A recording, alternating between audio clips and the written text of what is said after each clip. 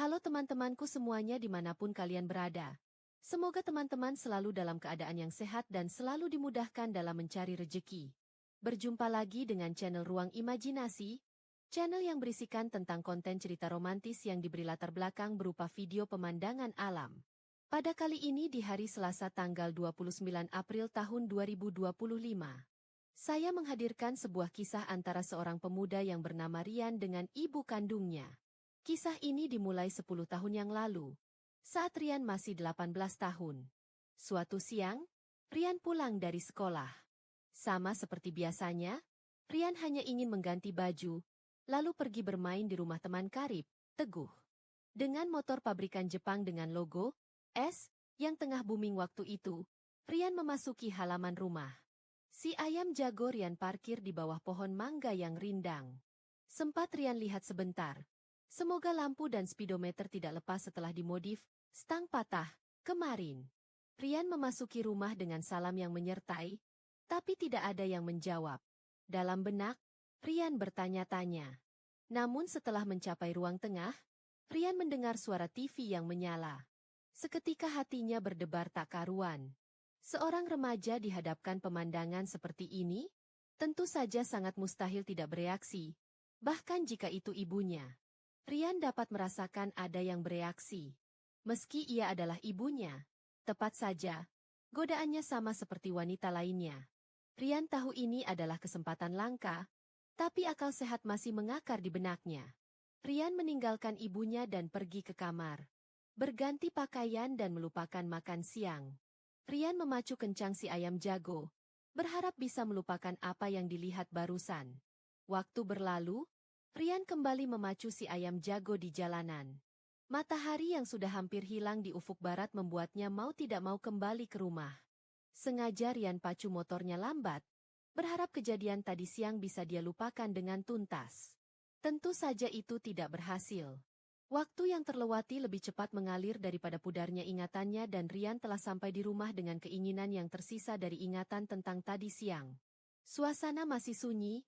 Tidak ada suara TV seperti tadi siang. Sayup-sayup Rian bisa mendengar suara wajan yang bertabrakan dengan spatula. Itu jelas ibunya yang sedang memasak di dapur. Rian segera menuju kamar untuk mengganti celana jeans dan jaket. Dengan kolor dan kaos oblong, Rian menuju dapur. Hari Minggu. Seperti biasa Rian bangun terlambat saat libur. Semalam suntuk bersenda gurau di pos ronda bersama teman-temannya dan pulang. Ketika jam menunjukkan pukul 2 dini hari. 2 hari telah terlewati sejak kejadian itu. Tapi pikiran tentang ibunya malah kian menumpuk di kepala.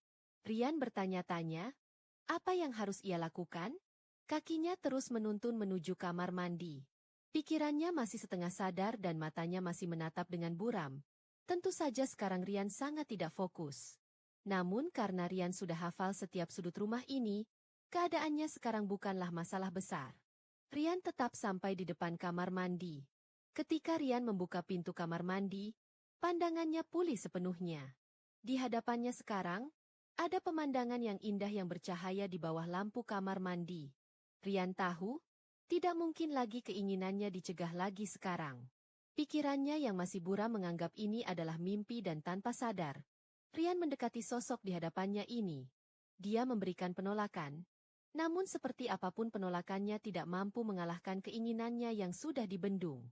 Selama beberapa hari, sistem otomatis yang aktif sedari tadi berhasil lolos dengan paksa.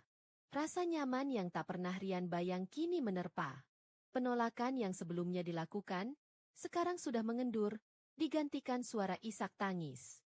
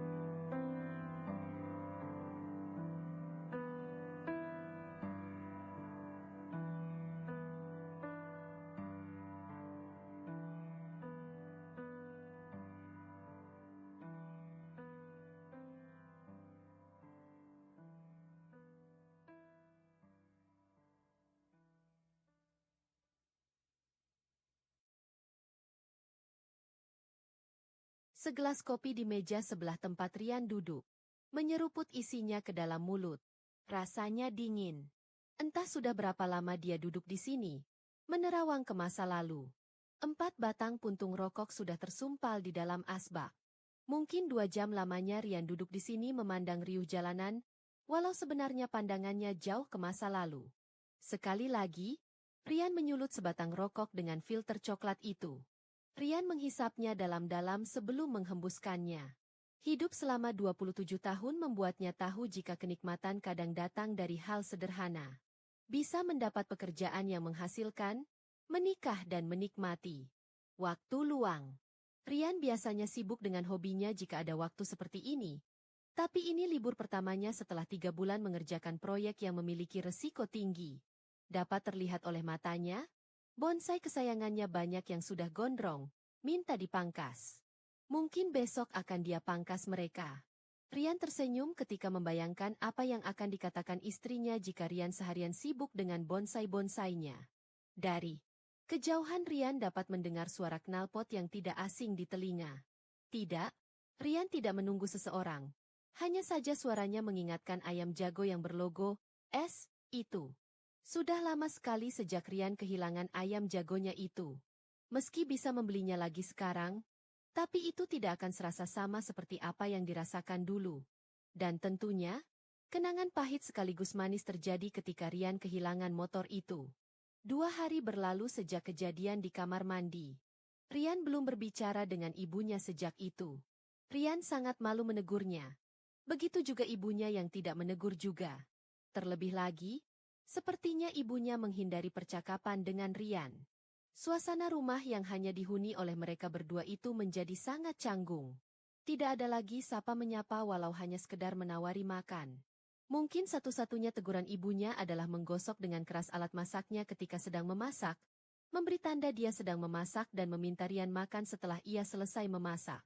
Rian menyesali perbuatannya di kamar mandi itu. Tapi apa boleh buat, itu sudah terlanjur. Rian tahu, tidak ada gunanya menyesali sesuatu yang sudah terjadi, dan mungkin pelan-pelan Rian akan memperbaiki hubungan dengan ibunya. Mungkin tidak akan seperti semula. Setidaknya kami bisa kembali mengobrol. Rian mulai memperbaiki hubungan dengan ibunya dengan mencuci pakaian mereka berdua. Biasanya ibunya akan mencuci di pagi hari sebelum dia berangkat ke pasar dan menjemurnya setelah dia pulang. Maka Rian akan mencucinya di sore hari dan menjemurnya di pagi berikutnya. Itu sedikit berhasil, ibunya mulai berbicara kepada Rian, walau sebagian isinya kritikan. Lalu kemudian, ketika ada tugas membawa tanaman hias ke sekolah, Rian kepikiran untuk meminta beberapa tanaman milik temannya. Rian rasa ibunya akan senang jika ada tanaman hias di teras depan. Baik teman-teman, mungkin cukup sampai di sini dulu untuk cuplikan cerita yang bisa saya berikan. Kalau ada salah perkataan maupun penulisan saya minta maaf yang sebesar-besarnya. Semoga teman-teman dapat terhibur dengan cerita yang kali ini saya sajikan dan nantikan cerita lainnya hanya di lain kesempatan. Saya ucapkan selamat beraktivitas dan terima kasih.